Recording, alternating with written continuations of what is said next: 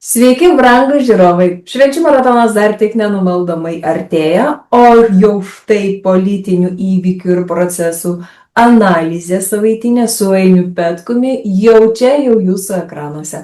Labas, Aini. Sveiki, mėly, gražūs mūsų raštingi žiūrovai. Tavo paskutinis interviu duotas Baltarusijos TV kanalui jau pasiekė, bravo, 69 tūkstančius žiūrovų. Čia YouTube. Čia tik YouTube. Tik YouTube. Mes nežinom, kiek Baltarusijoje pačioje tiesiogiai ar netiesiogiai žiūrėjo šitą įrašą. Ir tu į Baltarusiją buvai, kas nematė šito interviu su ministru Markovu, informacijos ministru Markovu, būtinai pasižiūrėkite. Ten buvo tavo dvi pagrindinės žinutės, kad jei nebus Baltarusijos, nebus Lietuvos ir atvirkščiai, jei nebeliks Lietuvos, neliks ir Baltarusijos. O taipogi tu pasiūlai Baltarusijai tapti neutralia zona, tai yra aikštelė, kur gali bendradarbiauti ir kalbėtis rytai su vakarais. Ar buvai ten išgirstas, kaip tau atrodo, ir kokie atsiliepimai dėl šito tavo interviu? Jo, iš tikrųjų, ar buvau išgirstas, manau, kad buvau, kadangi labai daug nuskambėjo aukštų politikų deklaracijų tam tikrų. Ir kitas momentas, kad čia ne mano yra pasiūlymas, bet matymas tai, kad globaliuose procesuose Baltarusija objektyviai ta aikštelė arba tokia tam tikra erdvė jau tampa. Ir tos geros kaiminystės naratyvas, mūsų noros kaip lietuvių, kaip žmonių, jis iš tikrųjų šitas procesas vyksta, bet šitas geros kaiminystės jau kaip pasakyti, lozungas, jis tapo globaliu. Ir šiai dienai, kas nori matyti to, kas nenori matyti, yra tik tais subjektyvūs taškai. Jeigu man leido, aš tai ir uždeklaravau, kam aš tai padariau. Mano noras buvo tik vienas, kad politikams, tarnyboms, žinyboms, bet kuriuose instituciniuose lygmenyse sudaryti galimybę galbūt kalbėtis, dėrėtis arba susitarti apie kažką tai. Tai vat mano buvo toksai tikslas ir iš tikrųjų aš negaliu atmesti, kad rizika buvo maža, visi šitą blaiviai supranta, bet aš dabar, kaip sakant, bet daugiau kalbėtis nėra kam. Nėra. Tu vienintelis, atsiprašau, Lietuvoje esi žmogus, su kuris va taip gali nuvažiuoti ir aukštame akademinėme lygmenyje kalbėtis su aukštais netgi politiniam figūrom. Matai, čia yra labai sudėtinga, kadangi iš tikrųjų aš neturiu jokių įgaliojimų, aš esu tik mažas vienas fizinis asmuo, už tai aš negaliu deklaruoti valstybės, imituosim bent jau valstybės politikos, todėl aš galiu tik nuo savęs asmeniškai, kaip sakysim, prisisavinęs savo net eksperto lygį, pasakyti, ką aš asmeniškai matau iš globalių pozicijų. Tačiau informacinė erdvė taip ir dirba, jos yra tokia struktūra, kad jinai nuskambėjusi kažkokio erdvėj iš karto automatiškai sukuria galimybės. Galimybės, kaip esu kartau, visom kitom struktūrom, institutam, tarnybom, politikam ir taip toliau. Tai šita misija buvo, pasikartosiu, ir atlikta ir iš tikrųjų ačiū tiems, kas paremė. Ir šitoj vietoj, kaip mūsų praeitas video, Milda, pasiekė beveik 15 tūkstančių peržiūrų, mes gavom tik 7 žmonių ačiū. Tai aš suprantu, išlaidos iš tikrųjų yra visur didelės, visa kita, bet visi nori labai saugiai su šeimom sutikti savo šventes, šiltai ir sočiai. Viskas taip. Bet tada klausimas. Kam aš tai darau? Vat aš nepykit tiesiog, vat aš žodį aš pasakysiu iš tos pusės. Ir ne tik aš. Važinėja žmonės, mūsų draugai, kurie palaiko viską kartu, važinėja tos taškus, kur yra taip nesaugu, tu taip rizikuoji.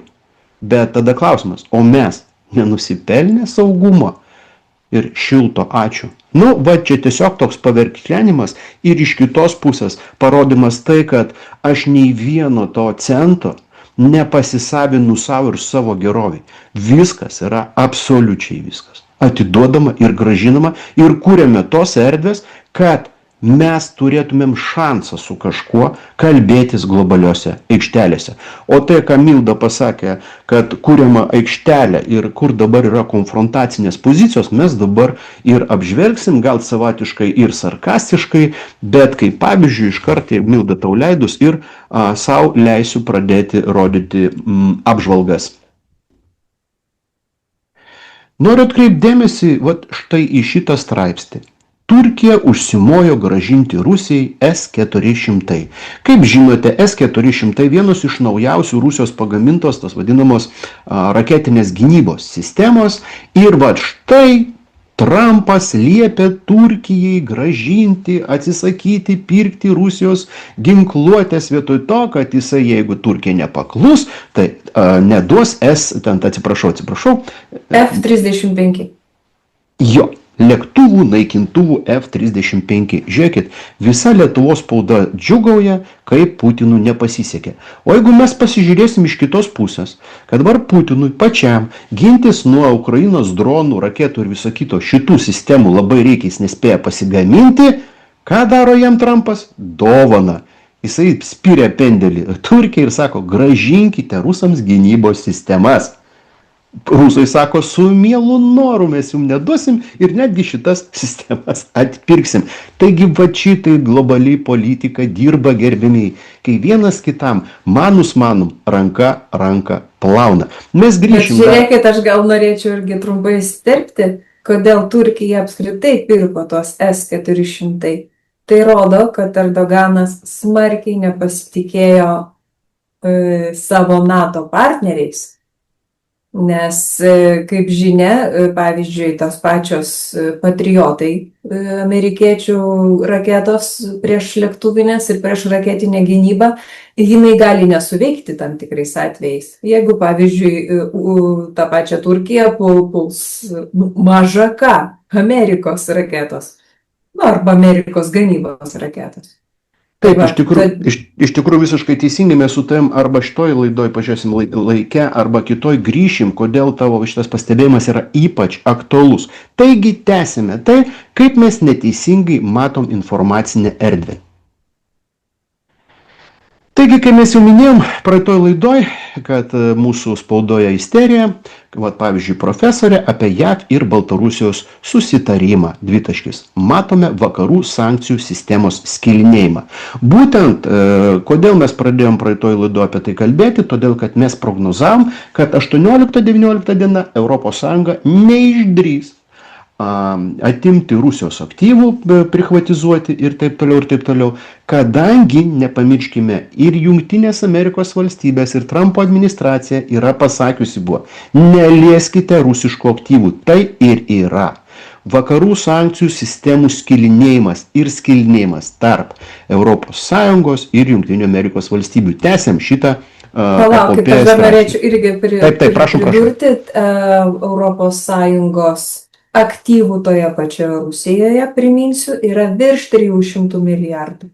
O Putinas jau pasirašė įsakymą, kuris leidžia, kaip ten tas žodis toks įdomus, nerepatrijuoti, konfiskuoti užsienio įmonės tiesiog valstybės naudai.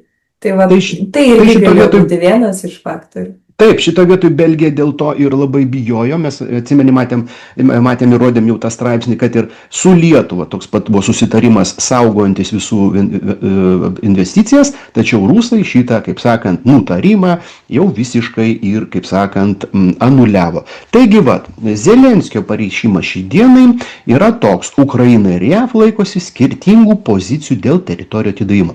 Taigi, kadangi mes matom, kaip ES maniakaliai veržiasi į karą ir palaiko šiai dienai Zelenskį, tai šitas straipsnis akivaizdžiai atspindi tą ES ir JAV suskilimą galutinį. Ir žiūrėkit, šviežias straipsnis į Lenkiją nuvykusiam Zelenskiui brūkšnys Navrockio priekaištai.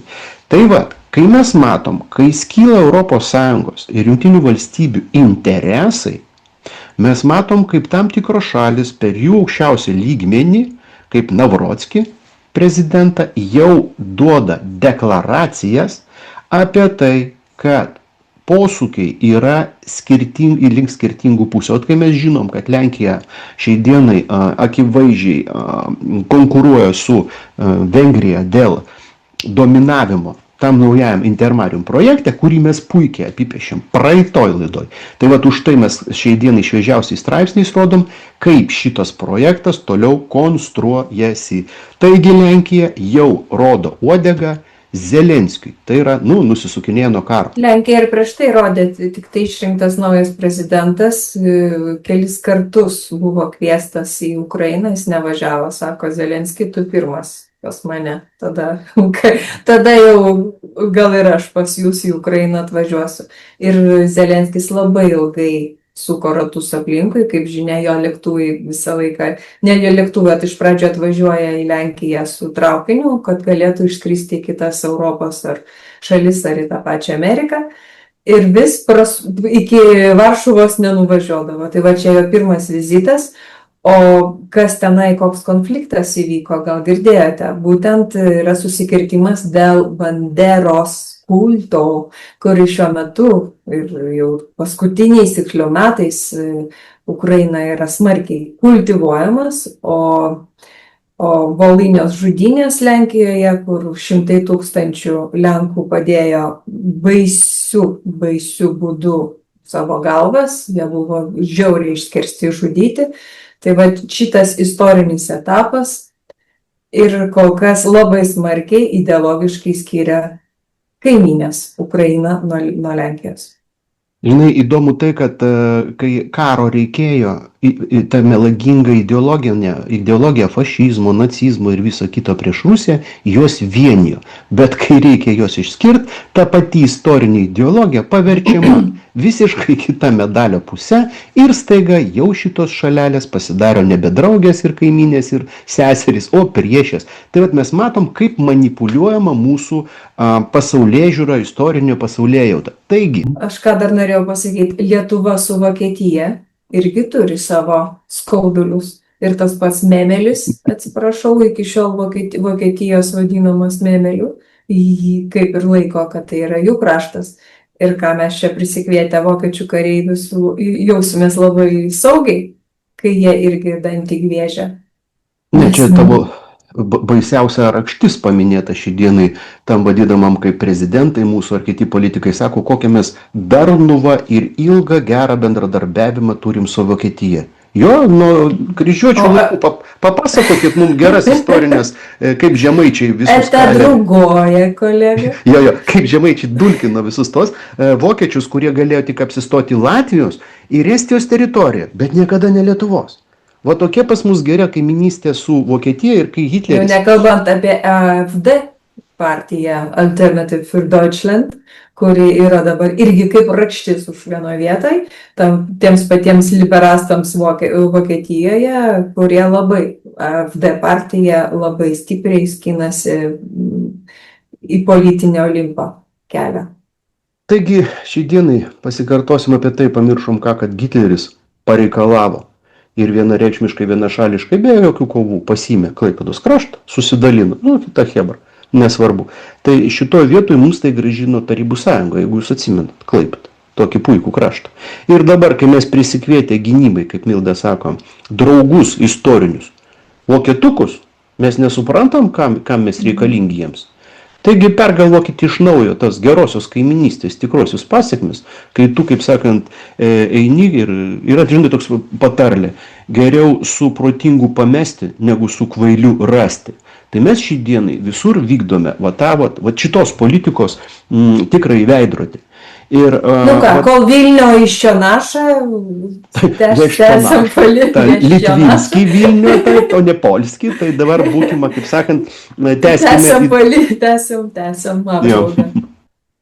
Taigi, iš karto pereinam nuo to, kas yra skilinėjimas tarp Europos Sąjungos ir Jungtinių Amerikos valstybių, tas transatlantinis junginys. Putinas savo kalboje užsipuolė NATO vadovą. Gal skaityti nemokate? Ką Putinas šitoje vietoje pasakė, kas žiūrėjo jo vakarykštę kalbą? Jis palėtė Jungtinių Amerikos valstybių tą nacionalinę strategiją naują ir taip toliau, kur buvo, tiksliau tai pasakysim, ten nebuvo Rusija paminėta kaip Jungtinių Amerikos valstybių priešas. Ten daugiau buvo pasakyta apie kvailą elgesį pačios Europos Sąjungos. Bet kai NATO vadovas Riutė, kuris visiškai priklausomas nuo ginkluotės ir pinigų iš Amerikės, jisai pasakė, kad NATO turi ruoštis karui su Rusija. Putinas ir sako, jūs biškį proto turit ir skaityti mokate, jeigu Jungtinės Amerikos valstybės, kaip pagrindinis sponsorius NATO, nesiruošia kariauti su Rusija, tai NATO vadovas sako, kad ruošiasi. Tai jūs suprantat, ką jis pasakė? Putinas šiandienai pasakė, kad skylis tokio milžiniškumo, kad jie patys pasiklydo ir skuba visokiais, kaip sakant, šitie veltėdžiai, visokiamis intrigomis. Ir mes parodysim, kaip straipsniuose tai atrodo, intrigomis stengiasi įvelti dirbtinai Jungtinės Amerikos valstybės į karą. Bet tai jau nebeįmanoma. Žiūrim toliau. Žiūrėkit, va čia mes ateinam prie pagrindinio momento, kaip ES ketinau užblokuoti ten įšaldytą turtą, konfiskuoti ir bla bla bla bla bla. Tačiau čia rašoma straipsnė, kad Orbanas ir Fico sustabdytų dėl veto teisės. Čia įdomiausia, Milda, momentas tai, kad kaip mes pamatėme, per pastarąsias 2 dienas, kad jie papirko iš tikrųjų Vengriją ir Slovakiją ir Čekiją, kad juos išskyrė iš ko? Va čia, gerbimiai, dabar raktai. Žiūrėkite, raktai. Auksiniai rakteliai. Žiūrėkit, kas atsitiko dabar mūsų šitam vadinamam korporatyviniam biudžete. Kadangi jie negalėjo konfiskuoti, nesutarė, o iš tikrųjų dabar jau pasirodo dar kitas momentas. Straipsnis yra, jeigu norėsit, parodysiu, kad konfiskavimą stabdė rusų aktyvų ne tik Belgija, bet ir kas? Ogi Italija. Ta Italija, kurioje yra kas? Vatikanas. O įdomiausia, kad Italija įėjo į tą sąrašą šalių, kur Trumpas pasakė, kad su Italija, Austrija, Vengrija ir Lenkija reikia išvesdinti iš Europos Sąjungos. Iš Europos Sąjungos. Tai aš noriu pasakyti, kad mes suprantam savo smegenyse, kad Intermarium projekte iš karto iškris ir kitos valstybės, kaip Čekija, Slovakija, Bulgarija, Graikija galima ir taip toliau. Bet jis pažymėjo pačias raktinės svarbiausias, ir tai yra Italija. Ir Italija ką? Sugriauna Rusijos aktyvų konfiskavimą. Jūs tikiuosi, mes einam loginę seką ir jums visą grandinėlį įstatom, kaip dirba Trumpas, ES tam tikri lyderiai ir Putinas. Taigi, Italija sustabdo ir staiga keistai Makronas sako irgi, kad nereikia šito daryti.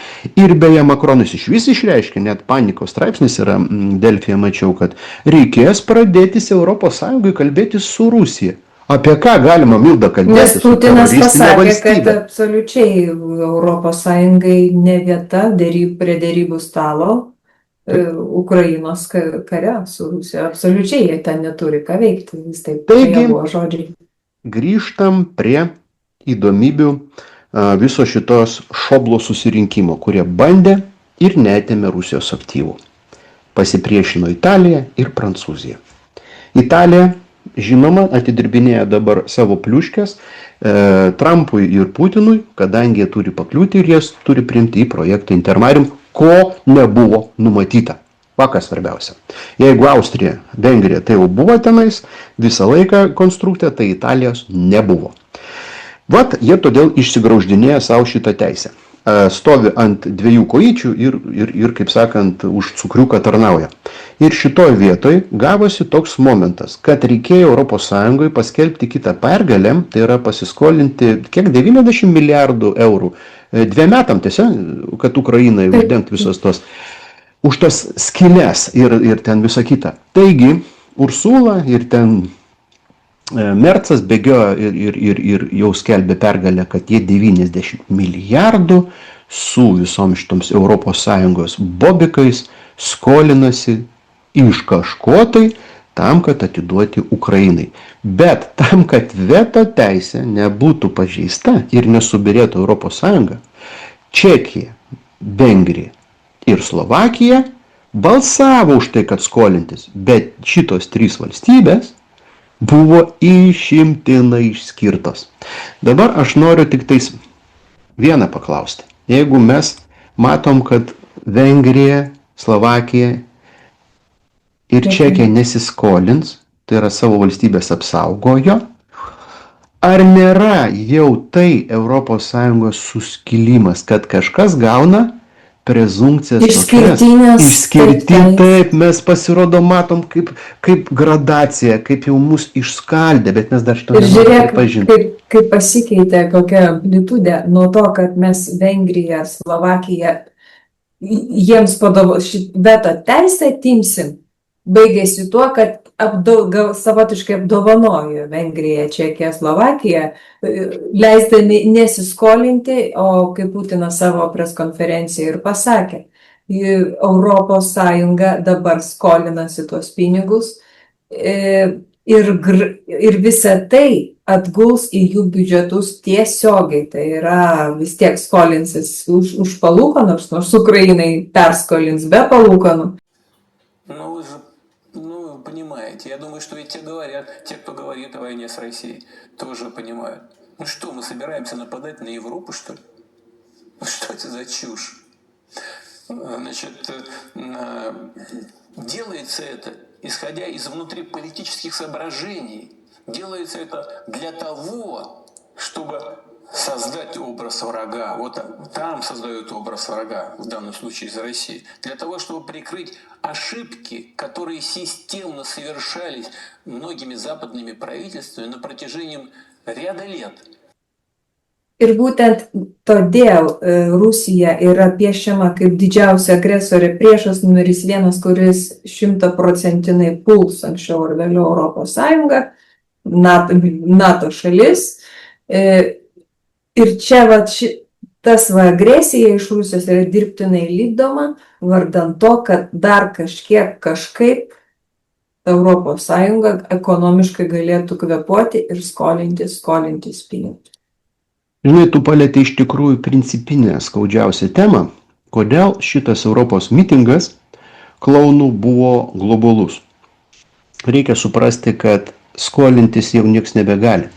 Ir ką jie įkeičia, žinok, jau iš vis nebeįsivaizduoju. Mes kalbėjom apie tai, kad pasaulis jau 100% prasiskolinęs. Todėl jam būtina reikia nugalėti Rusiją. Jie supranta, kad jų sistema dar ta vakarų civilizacija neegzistuotų. Tačiau mes prieikime dabar prie įdomiausio momento. Kas yra biudžetas? Ir kodėl mūsų tiktokeriai, politikai, aš kitaip jų negaliu pavadinti Lietuvoje, pavyzdžiui, grįšim čiučiut į Lietuvą, taip skubėjo priimti iki šitos datos biudžetą. Mes dabar matom, kad Lietuva nėra jokia valstybė, o tai yra korporacija. Kiekviena korporacija savo kitiems metams turi pasitvirtinti išlaidas ir pajamas. Taigi, korporacija Europos Sąjunga padarė taip, kad jie pasiskolino 90 milijardų eurų 2 metams, kuriuos atiduos Ukrainai. Ir dabar klausimas, žiūrėkit, o kur dabar 90 milijardų sumoje, kas jums pasakė, kas jums parodė, kiek bus Lietuvos dalis? Milijardas, 2, kiek mes turėsim įsitraukti tai į biudžetą, kas į biudžetą neįskaičiuota. Išgirskit dabar, ką mes su Milda pasakysim. Žiūrėkit, jiem kalba susijusų su Oleka ir visais kitais veikėjais apie kiek yra pajamų ir išlaidų, kiek yra biudžeto minusas. Tačiau jie nieko nekalba apie tai, kas užgriuvo juos vakar. Tai yra papildomos išlaidos. Mūsų Lietuvos... Jau iki to buvo aišku skaičiai, kad biudžetas Lietuvos 21 milijardas, o išlaidos 27. Taip, tai dabar jie sako išlaidų 20, remkimės jų iliuziją. Tai būnė, sako 27. O dar 2 metams ateis milijardas, 1,5 ar 2 išlaidų. Ten pavyzdžiui 700 milijonų. Klausimas, jie kur išskaičiuoti? Į tuos 27? Ne. O jie dabar turės pridėti prie mūsų biudžeto, kadangi turės pakeisti mokestinę sistemą. Taigi šiai dienai... Fiskalinės drausmės įstatymą pirmiausia turės pakeisti, nes biudžeto skylė smarkiai viršyje 3% ar viršys. Taigi šiai dienai mes matom, kad 3 valstybės nusimetė nuo šitą naštą ir permetė mums. Šaunuolės, aš jos gerbiu. Bet dabar man iš tikrųjų techninis klausimas. Fiskalinės drausmės įstatymas iš viso biudžeto skaičiai turi būti perrašyti ir vėl turi būti ką? Perbalsuota su konstitucinė dauguma. Kaip tai bus patvirtina? Nausėda, kaip tu tai tvirtinsi? Aš iš vis neįsivaizduoju, kaip buhalteriškai šitas fengšujus turi dabar sueiti. Mūsų Lietuva, kurio mes nežinom, įsivaizduokit, gerit, mums net nesakė, kiek klerkai užbalsavo, nesakydami, kiek mums tai minuso. Jūs nepamirškit, kad dabar visas šitas įstatymai žaidimas su mūsų vadinamąją TV kultūrinė gynyba, kur ten degina laužus, visa klaunada, čia mums kačiukų stundo Širinskienės ir visą kitą tam, kad pritraukti iliuziją kam. Jūs ką, ginat TV, Lietuvos televizija, tai čia yra mūsų nacionalinė, yra kas, demokratijos viršūnė, žodžio laisvė? Jūs biški, kokias galvas turite išsiplauti, kokių šampūnų. Leiskite, priminsiu aš labai trumpai apie Savukyną, taip tas pats LRT žurnalistas, kuris kažkada čia dar kai liberalai buvo valdžioje ir ta Dobrovolska teisingumo ministrė, ir jisai savo Facebook'e prieš ją parašė kažkokią tai įrašą, kažkokį tai komentarą, ir už tai tos pačios Garbačiauskaitės buvo nubaustas. Tiksliau, tas etikos komisija LRT nubaudė jį, aišku, Savukynas savo garbę ir orumą teisme atgavo, bet dabar, kai LRT aiškina, kad iš mūsų norima atimti žodžio laisvę ir mes jų nebegalėsim kritikuoti valdžios, Savukynas tai yra gyva istorija, gyvas pavyzdys, kad LRT tada savo darbuotojams draudė kritikuoti teisingos valdžios atstovus. Taigi Savukynų istorija ir visa šita klaunada ir visa šitų kultūristų šou mums ir buvo sudaryta tam, kad mes nematytumėm, kokius įstatymus jie priima. Tarp kitko, įdomiausias įstatymas pasirodo tuoj nuo sausio 1 beros įsigalios, tai yra, kad jie padidino mums už visus negyvybės draudimo įmokas 10%. 10%, kurios eis karui į Ukrainą. Tai dabar parašyta karo išlaidom. Taip, karo išlaidom. Tai jūs dabar net nematot. Pasirodo, Lietuva N milijardų kažkokias gynybas, N milijardų perka įrangą iš JAV, N milijardų ten ir visokių pinigų Europos Sąjungai, visą šitą cirkui po šitų karo vėliavą, po to 0,25 ir kiek procentų ir taip atiduodam Ukrainą, ir tam, kad nėra pinigų, jie per visus galus ir visokius mokesčius, vat kaip draudimo, mums kelia ir sako irgi karui. Tai yra, jūs suvokėt, kokią mes naštą apie šitą karą nešam. Ir dar plus 90 milijardų Europos Sąjungos valstybei padalins. Mes net nežinom kiek. Ir šitoj vietoj, kai mums visą laiką sakom, pavyzdžiui dabar, negyvybės draudimas, visi sakytų, oi čia smulkmė, juokaujat, visas transportas, visas jūsų automobilinis daiktai, visas jūsų turtas, visi judesiai prekių, visų lygių yra negyvybės draudimas. Tai yra milžiniški pinigai. Taigi mes matom, kaip ant mūsų kupros iš visų pusių mums kraus papildomus mokesčius. Tai yra per kuro kainas, per infrastruktūros išlaikymo reiškinius. Pažiūrėkit, kas su keliais. Pažiūrėkit, iš ko atims. Mokyklos, sveikata, uždarimo įstaiga ir ta. Putinas priminė per savo spaudos konferenciją, kad šiuo metu Prancūzijos skola yra 120% prancūzų BVP, tuo tarpu, kai Rusijos skola 17,7%. Žinai, šitoje vietoje, kai mes matom paraleliai vykstamų tų mitingų, riaušių Briuselėje aktyvistus, kas yra žemės ūkio sektoriaus dalyviai, tai yra ūkininkai, kurių mūsų starte, o nepamirškim, Lietuva pagrindinai yra žemės ūkio sektorius, tai vat skurdėjimas, skurduva lieka neišgirsta, bet žinai, yra du tokie niuansai. Ką pasakė Putinas savo kalboje ir visus Europos lyderius, visus šitos fašistinius nusiteikimus dabar tiesiog lyg sustingdė, jie nežino, ką pasakyti. Pirmiausia, jis pasakė, kad Ukrainoje turi būti rinkimai. Ir iš karto Zelenskis Lenkijoje sėdėdamas atsakė, kad aš nežinau, kaip čia, paklausime tautos, ar jie to nori, ar jie nebijo karo metu daryti rinkimus. Taigi jau mes suprantam, kad su rinkimais yra blogai. O kitas momentas, pats pagrindinis, kuris tiesiog sudavė knockdowną visiems šitiem karo mėgėjim, tai yra kad jis pasakė, kad jeigu ES būtų technologiškai, kaip sakant, draugiška Rusija, dirbtų toliau ir būti sąjungoje, tai jie būtų didžiausias ir stipriausias ekonominis vienis pasaulyje. Va čia buvo šokas. Tačiau, žinai, Mildužė, kad mes negalėtume kalbėti apie tai, kad Rusija su ES būtų didžiausias, kaip sakant, tas ir stipriausias ekonominis mechanizmas. Mūsų draugai iš LRT, demokratijos stabai ir visi kiti, va, kaip sakant, mum kiša juodą katiną. Tai yra, čia irgi vienas dar sprendėjas didys, aš irgi nuodėgulis. Ja, nuodėgulys vienas dar, jo. Tai mes va dabar įraisim, kaip, kad mes negalėtumėm susitarti, o kaip žinia kažkai žmonės, kas domisi, nuo jau, kaip sakant, ne 100 ir ne 200 metų, visi supranta, kodėl turi Vokietija ir Europos kažkokie tai ekonominiai mechanizmai kirsti su Rusija. Jeigu visi žino, kad jeigu sueis didysis technologinis, kūrybinis potencialas balto žmogaus Europos su Rusijos resursais ir su įsijungs, jokiems jungtinėms valstybėms, jokioms Kinijoms ir jokios Indijoms nebus net šalia vietos, kokį mes, balti žmonės, nešam potencialą. O dabar mes matom kaip tik baltųjų žmonių naikinimo erą. Taigi grįžtam, kas tą erą mums transliuoja. Ogi va mūsų demokratijos šviesuliai. Pavyzdžiui, iškart žiūrėk, karas Ukrainoje, Reuters. Putinas vis dar nori užgrobti visą Ukrainą ir dalį Europos. Klausykit, Putinas pasiims visą tai, kas jam priklauso rusų žemių tvarkoje.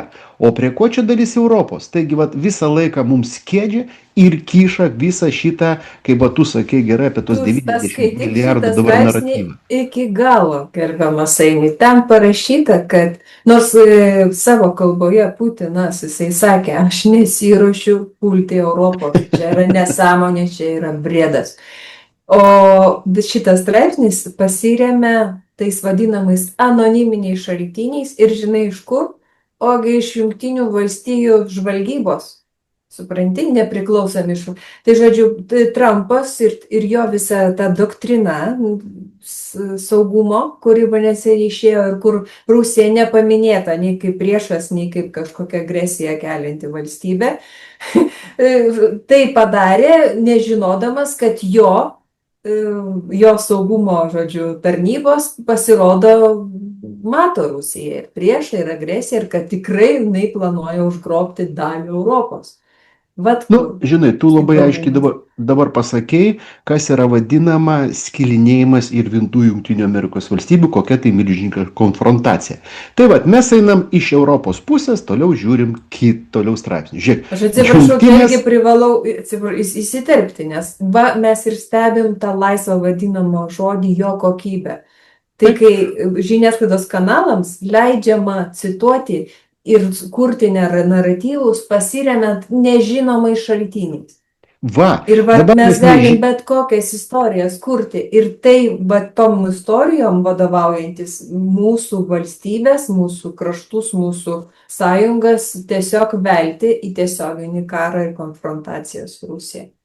Tai va dabar apie, kaip tu sakai, istorijas ir visą tai feikus, melus ir tokias, kaip pasakyti, kur mes turim pakliūti. Va, žiūrėk, Jungtinės karalystės ginkluotųjų pajėgų vadas, dvitaškis, auga rizika, kad Rusija užpuls Britaniją.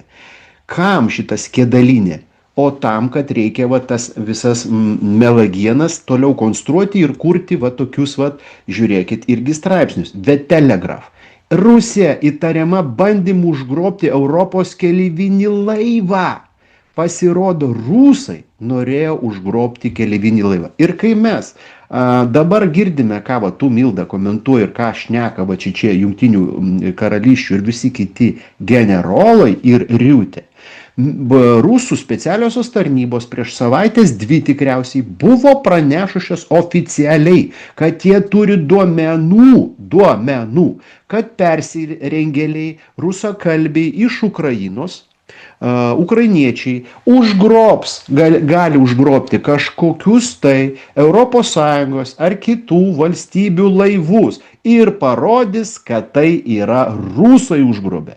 Tai dabar mes matom po visų šitų jungtinių karalysčių kliedesius, jau išleidžia Telegraph straipsnį, kad Rusija įtariama bandymu. Tai yra, jie negali užgrobti, nes rusai jau visur apie tai pasakė spectarnybos, tai jie dabar kiša tik va šitas tuščių skardinių žvangėsi. Mat rusai norėjo užgrobti. O apie Ir tai, žiūrėk, kiekvieną dieną va šita eskalacija, jinai privaloma kodėl? Todėl, kad mūsų gyventojai norima įpiršti vieną praktiškai tiesą. Ta, kad anksčiau ar vėliau teks suduoti prevencinį smūgį į Rusiją. Nes jinai mus tik tai puls, bet mes 100% žinom, kad puls. Ir kad apsisaugotumėm nuo šito, mes turim pirmi supleškinti pabaltį ir iškepti iš jo šašlyčioką. Taigi, smūgiuoti Rusijai pirmi. O kuo tai va šitai baigsis? Mes dar prie to prieisim. Bėgam greitai, pabaigiant jo tolyn. Žiūrėk, ir dabar, ką mes matom vėl šito isterijai, kasgi dedasi Lietuvoje. Va, socialiniuose tinkluose išplito kažkokio kunigo pasisakymas, žodžių į vatą neviniojo. Čia yra tas pats marazmatizmas apie visą šitą aušrą, apie visą šitos žurnalistinės bendruomenės ir kultūros asamblėjos inicijuotus protestus. Taigi šitas debilizmas yra ir palaiko, va tą, ką mes sakom, karo mašiną. Vat socialiniuose tinkluose net kunigas išlindo tam, kad eskaluoti. Čia kaip yra to pačio klano žmogystos, kaip ir mūsų Gražulis. Taigi, kad jis pakėlė beje šitą nesąmonę iki ES parlamento tam, kad kartoj visą tai išeskaluoti. Ir žiūrėk, va išlenda vėl mumijos, Bumbliauskas, dvitaškis. Kai tai pasakau, visi apstulpsta. Bumbuliauskas yra tas veikėjas, kuris dabar stebisi apie tai, kas darosi su Katinu nuodėguliu, kurį tu ką tik rodai. LRT visa situacija yra ta žmogista, kuris iškraipė Lietuvos istoriją iki tokio lygio mums kliedesius prikišo. Knygutės ir debilizmą, atleiskite. Po to jisai ištisai putomis apsipylęs aiškino, kad Vytautas rašėsi su W. Tai yra būtent per tokias žmogistas mum buvo ir naikinama toliau lietuvių kalba. Ir visa tai, visa šita vadinama oficiali žiniasklaida su LRT ir tokiais veikėjais yra mum aukštinama ir sakoma, kad tai yra demokratijos ir žodžio teisė. Mes nepasiklydom, taigi einam tolyn. Va, dar vienas išlenda veikėjas, kuris beje šį dieną visai negyvena Lietuvoje, o kažkokią tai ten turi super-puper vietelę šiltą, pinigingą Amerikoje berods ir sako, kadagi Lietuva kils į kovą. Blin, prieš ką? Ta prieš tą, kur sakė Jungtinių karalysčių generolas. Tas supranti, mes matom dabar kiekviename etape iš visų kampų lendančius visokius tarakonus, blusas ir visokius, nežinau kaip tai pasakyti, meduzinius politinius kastratus, kurie bando Lietuvą parduoti į ką. Taigi, va, ką mes matom, va, ką aš ir minėjau, Makronas dvitaškis. Europai teks užmegzti dialogą su Putinu. Matėt, prieš tai, kada Lietuva kils į kovą, o Makronas sako, reikia megzti dialogą. Taigi, kas iš šitų veikėjų yra svaresnis ir įdomesnis globalinėje rinkoje? Manyčiau, kad Landsbergis, žinoma.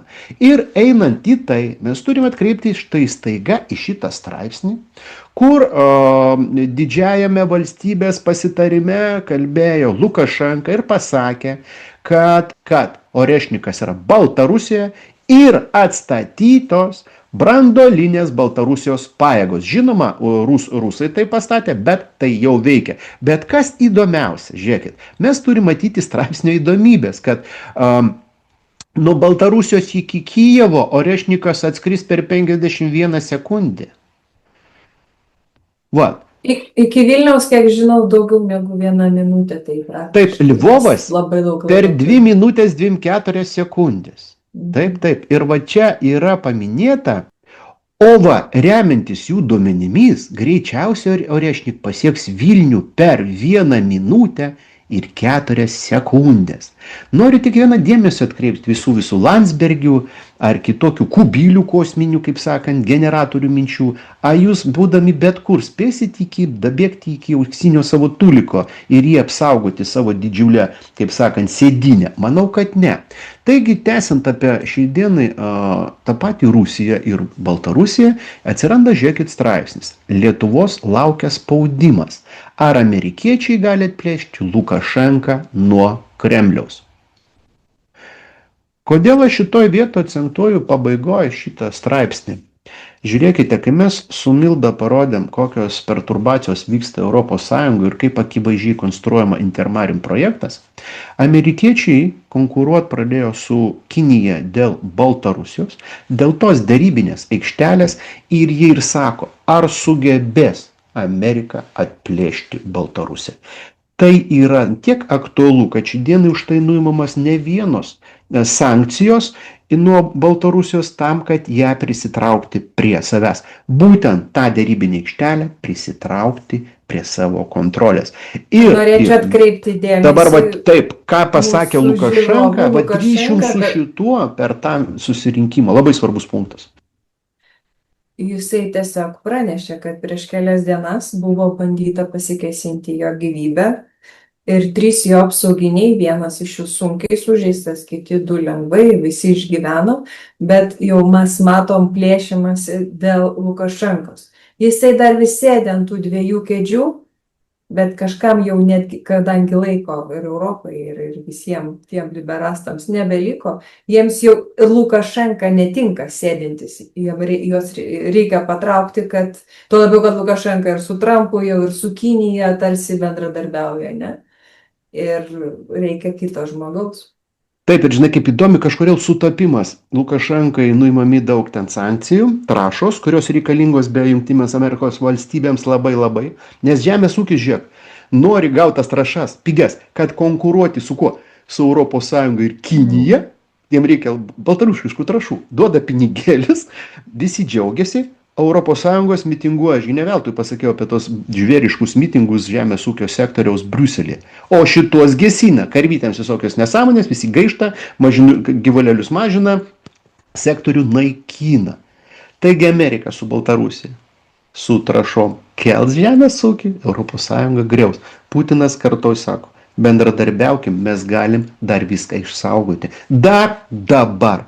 Tačiau mūsų maniekai šį dieną, ką mes parodėm per Lietuvos demokratinius TV, daro visai kitą, kaip sakant, kūrė naratyvą. Ir šito vietoj tu labai fainiai pasakė, atsiprašau, aš noriu tokį įdomų momentą dėl Lukašenkos pasakyti. Jis paraleliai išleidžia ten 100 tų Nobelio taikos premijų gavėjų, tai yra vadinama opozicijos veikėjų, ne, opozicionierių, ir staiga pasikėsinimas į jį. Tiesiog sutapimas, tiesa?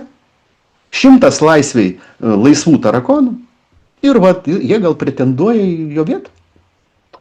Norėčiau papurtyti Lietuvos gyventojus, ne mūsų žiūrovus. Mūsų žiūrovai ir taip jau adekvatus, aš taip jau esu kažkodėl įsitikinus. Bet va šita eskalacija ir tas minties piršimas, jog NATO turi suduoti pirmą smūgį į Rusiją kaip preventyvų, visiškai eliminuoja mintį, kad Rusija lygiai taip pat pajutusi kokią grėsmę didžiulę, kad jai čia bus čia pat suduotas preventyvus smūgis, gali pasielgti su mūsų kraštais. Irgi suduoti preventyvų smūgį, be jokio pasiteisinimo. Milda, mes su tam jau darėm laidą. Atsimeni? Anaza šou vadinasi, ne? Tai mes kalbėjom tada apie tai prieš kelias savaitės, apie tai, kad Briuselis mus pasiruošęs paaukoti prieš to 18-19 dienos konsolidaciją. Viskas informacinėje erdvėje užsidengia kažkaip tai. Mūsų vidaus reikalų ministras daro super pareiškimą, kad balionų šitos korteles blokuos, nuiminėjama, tarnybos nuiminėjama. Įtampa akivaizdžiai. Man tenka išvažiuoti į ONT studiją, pabandyti sukurti informacinę erdvę su galimybėmis ir staiga visi šitiem vaikščiojantis pudeliai, kvadro bobikai nebeturi dantų Ir kartoju, jie žiūrėkit, pinigų neišlukšteno iš tų vadinamų Rusijos aktyvų. Jie mums primeta naštą. Bet ar suprantat, ką mes norėjom pasakyti, kad įsukinėjamas karo ratas, bet į jį tą ratą kažkas jau stato tokius pagalius, kad nieko neišeina. Klausimas yra toks, kad visas šitas, ką mes rodom ir kelias savaitės su Milda transliuojam, finiše Lukašenko sako, minutė 4 sekundės iki Vilniaus Orešnikų. Ir Vilniaus nėra. Su visų Seimų, su visokiam barbėm, devindarbėm, su visokiais Širinskienės katinais ir žemaitaičiais. Tiesiog nėra. Tai klausimas, kur mes einam šitoj vietoj ir ką mes šioje vietoj kaip tauta gerbėm. Ar tie, kas jums kūrė bažnyčias ir sektas, degina laužus prie LRT ir ten Seimų ir per YouTube jums žada, kad kažkas jūs išgelbės, ta vadinamai opozicija sisteminė. Ar mes tikim tais, kas iš tikrųjų dirba? Dirba, važiuoja per pasaulį ir kažką bando sukurti informacinį erdvėj. Todėl Lietuva turi turėti ne tik savo balsą, bet ir turėti ką pasakyti. Mes turime tokį žmogų, kaip Ainis Petkus, kurį negėda, kai sako pasiųsti į aukščiausio lygio susitikimus, aukščiausiose lygmenyse. Taip, tu neturi jokio politiko kol kas pažymėjimo, bet man jo nereikia. Tau jo ir nereikia. Man jo pakol kas nereikia. Oficialiai, taip. Ir dar plus galbūt net ir būsim kai kurių tarptautinių organizacijų atstovai, irgi šito klausimu dirbama labai stipriai. Ir būtent jūsų gerbiami žiūrovai parama labai smarkiai prisideda prie tokių važiavimų ir mums išsimušinėjimų tokių korečkų, atsiprašau, kad rusiškai, lietuviškai, tiesiog pažymėjimų, kurie padės mums ateityje lengviau atidaryti vis tas stipriai jau uždarytas duris. Ir Lietuva turi turėti savo balsą ir turi turėti ką pasakyti. Mūsų politikai beverčiai šitoj. Pabaigai fejerverkas, to, kas nieks nesitikėjo, kas atėjo, straipsnis, koks atėjo į Delfį. Iš tikrųjų, aš net nežinau, kaip jį pavadinti, ką to straipsnį norėjo mums parduoti, ar mus iš tikrųjų tokiom nupušusiom avim jau laiko, ta vadinama demokratinė žiniasklaida. Ypatingai, žinokit, noriu pasidalinti štai šitos straipsnių. Pažiūrėkit, prašau. Tyrimas 2. Ukrainiečiai labiausiai pasitikė Starmeriu ir Rinkevičiumi. Nausėda 5 vietoje. Šiaip iš tikrųjų aš pakibau. Starmeris, generolas, kuris... Rinkevičių žinau tik tai dirigentą, kas... Taip, Rinkevičius aš suprantu... Latvijos prezidentas. Jeigu ukrainiečiai pasitikė Rinkevičių, mūsų dirigentų, aš tikrai lenkiuosi ukrainiečiams, kad jie jį žino ir pasakys, jūs šaunuolį, kad jūs taip mūsų kultūros grandus mylite. Bet šitoj vietoj Rinkevičius tai pasirodo Latvijos prezidentas. Tas, kaip ten, skersvėjinių turinių mėgėjas, pasirodo, yra labiausiai po Starmerio gerbiamas Ukrainai. Jeigu jūs dar gerbiamasis tikite visokiam šitom apžvalgom ir socialiniais tyrimais, tai aš nežinau iš viso kur. Jūs teikit kartu žodžio laisvę gal tada į... Aš irgi įsideginti laužų prie Seimo. Bet tu supranti, aš kartuoju, ką jie norėjo parduoti? Kažkas apie Nausėdą Ukrainai žino? Jūs ką? Suprantu dėl Landsbergio, kad jį žino, nes senis Landsbergis stovėjo ir rėkė per Maidaną, kad reikia uždegti visą Ukrainą. Viskas pasisekė. Bet kas žino Rinkevičių? Starmeris, tai yra kitas Boris Johnsonas, tas lachudra, kuris pardavė karą Ukrainai. Tai ir visi šitie generolai, kurie taip šneka apie to italų, tarp kitko įdomiausias paskutinis niuansas apie ženklus. Kaip reikia mokėti skaityti įdomiausius matricos ženklus? Klausimas, ką iš mūsų nori parodyti, kas mūsų nori suprojektuoti, kur mus siunčia ir kaip mes turim juos tos ženklus savo matyti. Tai ką Milda sako apie prevencinį branduolinį ginklą ir jo panaudojimą Rusijai. Jums vienas momentas. Žiūrėkite, prašau, gerbėmieji. Rusijos užsienio reikalų ministerija dėl NATO pareiškimų apie prevencinį va šitą smūgį prieš Rusiją. Bet žiūrėkite, aš noriu pasakyti tik vieną momentą, kad šito NATO karinio komiteto pirmininko pavardė yra, žiūrėkite, Giuseppe Cavo Dragone. Dragon. Tai jeigu jūs suprasite netgi tokiu būdu, kad jo pavardė yra drakonas. Drakonas šį dienai, jeigu mes imsime civilizacinius reiškinius, gyvena kur? Teisingai, Kinija. Tai reiškia, jeigu mes suvokiam energetinę matricą, va šitas tipo italas su pavaldė drakonu, jisai sako, reikia suduoti smūgį. Šitoj vietoj Milda yra atkirpusi dar vieną įdomią minutėlę iš vieno interviu su Takeriu Carsonu. Mes apie tai darysim laidą sekantį kartą, kur Takeris Carsonas tiesiai šviesiai įvardina, kam reikalingas karas tarp Jungtinių Amerikos valstybių ir Rusijos. Jis tiesiai šviesiai įvardina, taip sako, mes taip manom tikriausiai, kad tai Kinijai. O kodėl Takeris Carsonas gali savo taip reikšti kalbėti? Todėl, kad jis yra specialiųjų tarnybų atstovas, kuris šiai dienai irgi dirba prieš karą. Taigi, šiai dienai, mėlyjei, ačiū, kad jūs remiat, ačiū, kad jūs žiūrit ir kad suprantat, ką mes darom ir ką mes norintis sakom. susitikti su lietuviškoju Takeriu Carsonu, Einiu Petkumi, mes pakviesim jūs jau po visų švenčių, po visų mišrainių ir dovanų išpakavimo Panevėžyje sausio 10 dieną, 13 val. Žemgalio 46. Žemgulio, jo. Žemgulio 46. Žemgulio 46. Skelbimas bus. Prašau prisiregistruoti ir prie mūsų Telegram kanalo. Tenai išmetam ir mūsų laidas, ir kai kurios pastebėjimus, ir pranešimus. Taigi, jau gal atsisveikinam, ar ne? Maini, sakom, ačiū, kad žiūrėjot, mėly žiūrovai.